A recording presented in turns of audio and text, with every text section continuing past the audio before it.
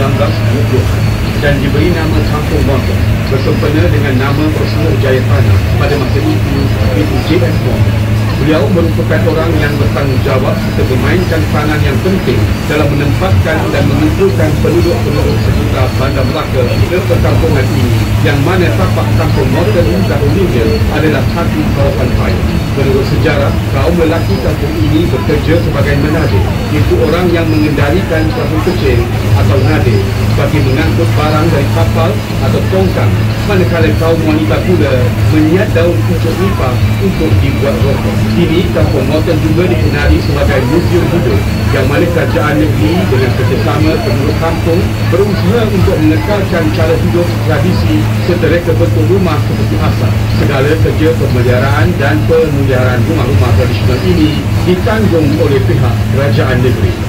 Ladies and gentlemen, on your left you will see a Malay village called Kampung Morton, which was named after the local land commissioner J.S. Morton. He was a well-respected man and played a very important role in setting records in this village, which was one of the few times this village has existed since the early 1920s. Today, Kampung Morton is known as one of the historical assets to the state government. The village residents and state government of Malacca have come together to preserve their tradition, way of life and culture. The conservation and restoration efforts about 2 are being kilometers long, financed by the state government.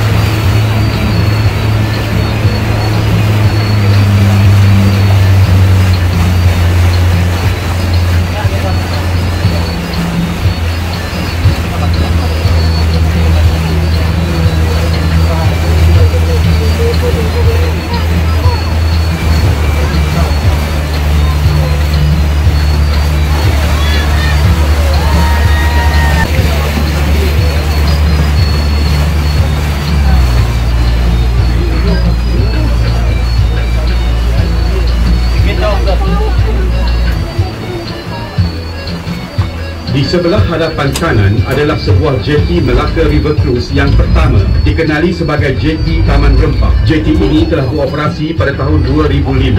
Pada ketika dahulu, ianya dikenali sebagai Pengkalan Lama atau Old Port. Sekarang kita akan berpatah balik ke jeti dataran muara Sungai Melaka. Ladies and gentlemen, now we'll be heading back to Wayside Jetty.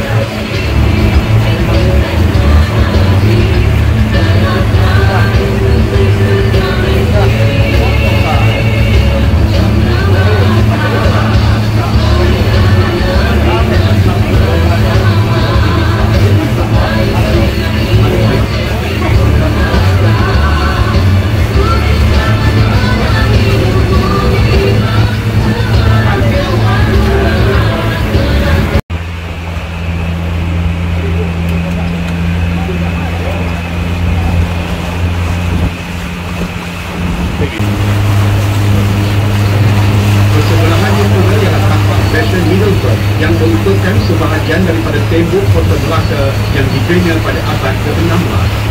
After the Japan's Malacca jetty, on the right is the Bastion Mill. It is a part of the wall of Malacca Fort that was built in the 16th century.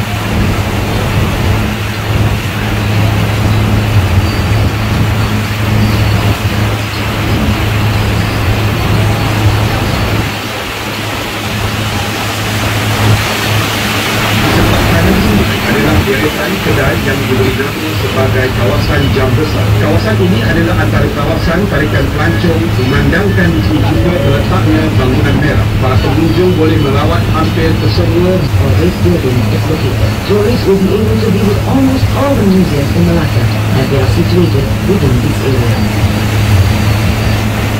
Selepas kawasan Jam Besar, terdapat deretan kedai-kedai yang telah diubah suai menjadi kafe, pusat jualan tanda hati serta internet kafe untuk kemudahan para pelancong. Di sebelah kiri sungai terletaknya perkampungan masyarakat Sabah dan Nyonya. Kedai-kedai di sini menjual pelbagai barangan tanda hati dan barangan antik.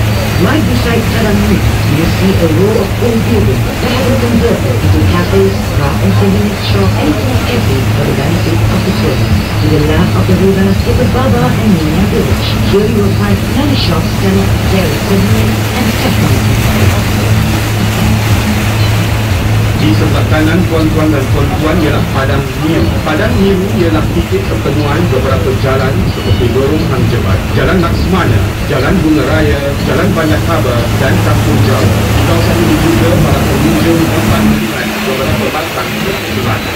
Having crossed the road of shop houses, ladies and gentlemen, we have come to Padang Niru, which is on your right. Padang Niru is a meeting point of several roads such as Jalan Hang Jebat, Jalan Laksmana, Jalan Bunga Raya, Jalan Bandar Khabar, and Kampung Jawa. Here we can find the Malacca tree.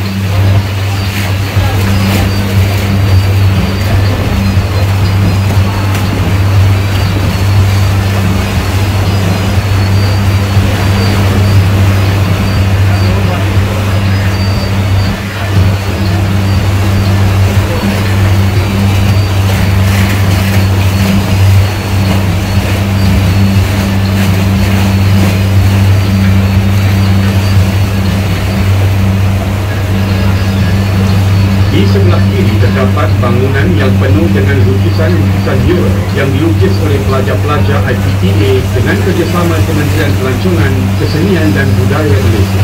Para pengunjung juga boleh melihat deretan rumah kedai yang telah diubah suai supaya menghadap sungai bagi mencantikkan lagi pemandangan kawasan ini.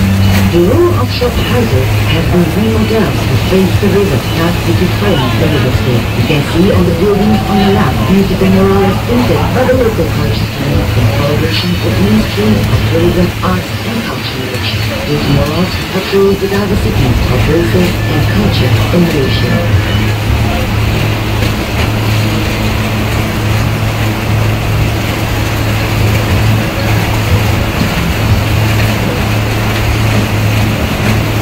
Di sebelah kiri sungai, di sebalik deretan kedai, terletaknya Masjid Kampung Bulu. Masjid ini adalah antara masjid terawal di negeri Melaka dan tertua di Malaysia yang dibina pada tahun 1728. Pada tahun 1892, struktur bangunan masjid telah diubah dan diperkukuhkan lagi dengan batu bata. Seni bina masjid ini adalah kombinasi pengaruh dari gugusan Kepulauan Melayu, Sumatera dan China. Was built in 1722 and it is one of the earliest mosques built in Malacca. It is also one of the oldest mosques in Malaysia. In 1892, the basic structure of the mosque was renovated and the architecture of the mosque features the combination interior of China and Europe, the marine architectural language. Sebelum melepasi Jambatan Hang Tuah, di sebelah kanan ialah pasar terawal Bandar Melaka yang dikenali sebagai Kampung Jawa. Ia telah beroperasi dari tahun 1940 hingga 1960 dan kesebelahannya pula adalah kawasan Riadah yang telah dibangunkan oleh kerajaan negeri. Ianya dikenali sebagai Air Pancuk Berirama. On the right side, state government has built a recreational area that features a ribbon water fountain. During nighttime, visitors can enjoy a spectacular live water and musical display. Beside this recreational area is one of the earliest marketplaces known as Kampung Jawa. This market has been in operation since 1960. Back then, fishermen boats would walk through days, supplying fresh fish to the market stalls. Di hadapan tuan-tuan dan puan-puan adalah sebuah jambatan yang dikenali sebagai Jambatan Hang Tuah. Jambatan ini dihiasi dengan lampu-lampu hiasan bagi menceriakan pemandangan pada waktu malam. In front of the booth, there's a bridge known as Hang Tuah Bridge. This bridge has been decorated with colorful lights which brighten the river street and give a beautiful feeling at night. Selepas melepasi Jambatan Hang Tuah, di sebelah kiri terletak Dewan Hang Tuah. Dahulunya Dewan Hang Tuah digunakan sebagai Dewan Persidangan dan Dewan Mesyuarat Kerajaan Negeri. Tetapi kini kawasan berhampiran Dewan Hang Tuah telah dimajukan dan dikenali sebagai Hang Tuah Mall. After the Hang Tuah Bridge, on the left is Hang Tuah Hall.